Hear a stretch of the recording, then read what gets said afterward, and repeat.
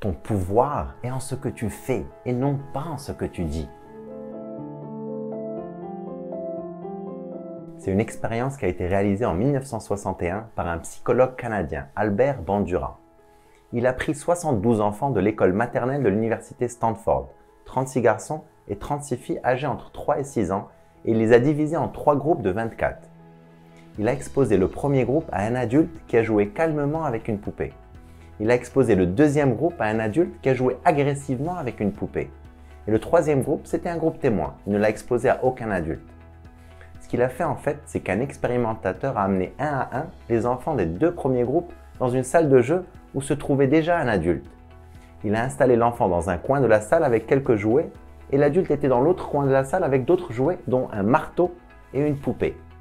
Avant de quitter la salle, l'expérimentateur précisait à l'enfant que les jouets dans le coin de l'adulte étaient réservés à l'adulte.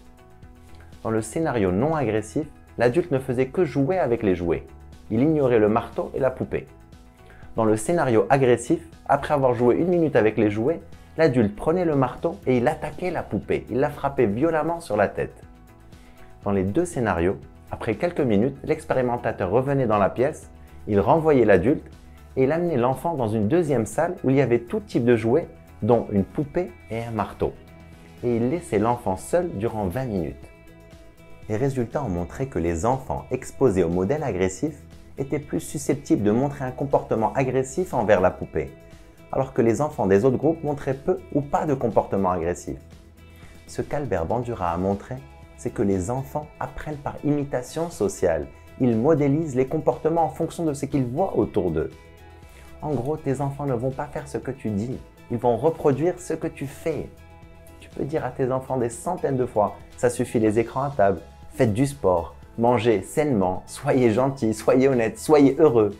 Seulement s'ils te voient le nez dans ton téléphone, s'ils te voient durant des heures et des heures affalé dans ton fauteuil devant je ne sais quelle série, s'ils te voient manger des cochonneries, s'ils te voient hausser le ton à ton conjoint, s'ils te voient allumer une cigarette, s'ils te voient tricher, s'ils te voient tirer la gueule, ils vont reproduire la même chose.